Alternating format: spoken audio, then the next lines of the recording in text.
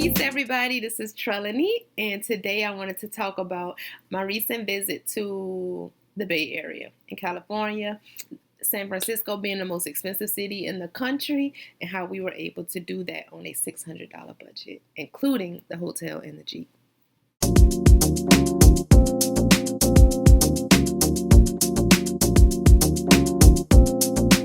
But one thing to do before you even leave for your trip is to plan it. I ain't used to be a big planner, especially when it came to trips, because I thought it would like zap out the flow and spontaneity of it. Nah, not at all, unless you let it. So I would plan things like restaurants that we wanted to go to. So we spent 3 days, 2 days in Oakland, 1 day in San Francisco. I would pick out buku Oakland restaurants and restaurants in San Francisco too for the day that we were there. And planning your trip not only saves you money because like you're not looking for stuff on the spot and whatever and getting frustrated and just settling for something real quick. Now you're very intentional about it. You already know what to expect, all that. But it also allows you to fit in a lot more activities because like when you don't plan ahead of time, you spend a lot of time like looking up stuff on the spot or not knowing what to do. But when you plan it, man, you have all that already taken care of. So it saves you money, it saves you time, and allows you to fit a whole lot in.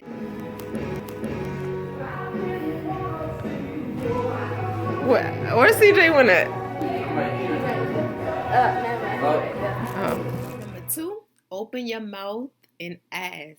As the Gullah Geechee people would say, crack your teeth. And I just realized, like, I had a California design shirt on. I promise that wasn't intentional. That was just so random. But hey. So before you leave for your trip, like, open your mouth and ask your people, like, if you got a job, ask your coworkers, you got social media, ask your friends. And that's exactly what I did. Like, hey, y'all, I'm going to be in Oakland next week. Or the Bay Area next week, Oakland, San Francisco. Has anybody been there? Is anybody from there? And I got a few people chimed in, some DMs, some comments.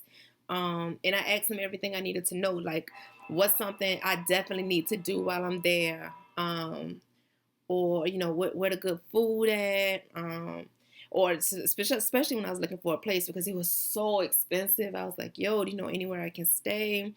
I was like, so like for example, like I know like being, you know, in New Orleans or in Savannah, like if somebody asked me to find a place to stay, I would say don't stay in the city because it's going to be more expensive. Instead, look for places like in Charlotte, look for Metairie, look for Pula. You know what I'm saying? I would recommend that because I know it's cheaper because I was a resident there. So I would ask people those similar questions like, where can I stay that might be least expensive but still not very far away? And it helped out a good bit. I got a lot of resources that way. So definitely open your mouth and ask your people. The thing you want to do is to calculate your trip. So we wanted to decide. So in New York, we did the subway station. When we got to Cali, the BART was like really expensive. A one-way for the three of us would have easily costed about $30 a lot of times. And I was like, nah. So I didn't go that route. Instead, I used Turo. And if you know an alternative to that, please drop it below. But you don't have to do a security deposit. It's like the Airbnb for cars. You rent it from a personal owner with the insurance. So we got a 2016 Jeep for $34 a day. Add the insurance, which was an additional $9 a day. That saved a lot of money. I usually do Airbnb. I ain't gonna say I often do Airbnbs these days. And I'm not opposed to shared spaces either with it. And there are alternatives to Airbnb. You have VRBO, HomeAway, and maybe some other ones that I'm not aware of or thinking of right now. But in this particular instance, I chose a hotel instead because with my AAA, I saved some money and it had a pool in it. And that's like free entertainment for kids and the free breakfast option. So definitely calculate all of your costs, the restaurants that you look up, your transportation, your gas, your activities that you want to do, but also leave a cushion in there. So because you never know what's going to happen and something inevitably comes up that you didn't pre-calculate. So I left a little $50 cushion in there. And when it came down to it, on our last day of it, the last few hours of the trip, we still had like $60 left over. So definitely calculate before you dip. That has saved you. Now you at your trip or whatever, you where you want to be. And one thing that you definitely want to do while you're there is write down everything you spent. So subtract your hotel, your Airbnb, whatever, subtract your car or your transportation, or if you're doing public transportation, every time you ride, every time you refill that card, subtract it, subtract all your meals. So in our case, we start off with $600 at the top of the paper, subtracted everything as we went down the list. Every time we ate, every little bitty thing we bought, somebody wanted to buy some candy real quick, subtract that off. Anything, we subtracted it all off. And if you have children, this is a wonderful learning opportunity for all of y'all, because my kids are the one who really end up holding me accountable. Mama, you don't need that, we on a budget. Like, all right. So yes, write down everything. You want to do the same way you open up your mouth before you left for discounts, places to eat, things to do, and stuff like that. You want to do the same thing once you get there. So you get a whole lot of list of good recommendations. If you do an Airbnb, you can ask the owner. If you do a hotel, in the case that we did, ask the front desk agent. She asked us, here for business or for pleasure. Ask her some questions too. What's some things we can do? What's some cultural events that you have? What's some free things, some cheap things, etc.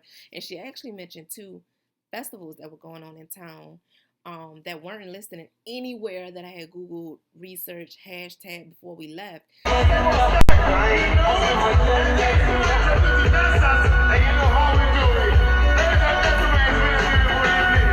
So that helped a lot. And also, when we arrived at the places like the Oakland Museum of California, that was one thing I knew for sure I wanted to do.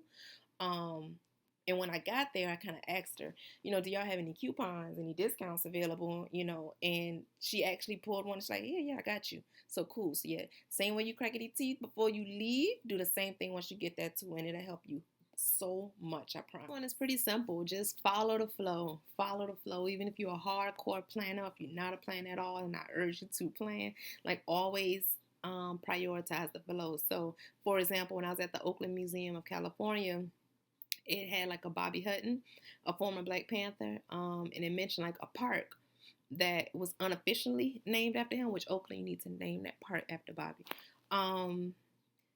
So I was like, oh, bam, I got to stop there. So that was something that was impromptu added to my list.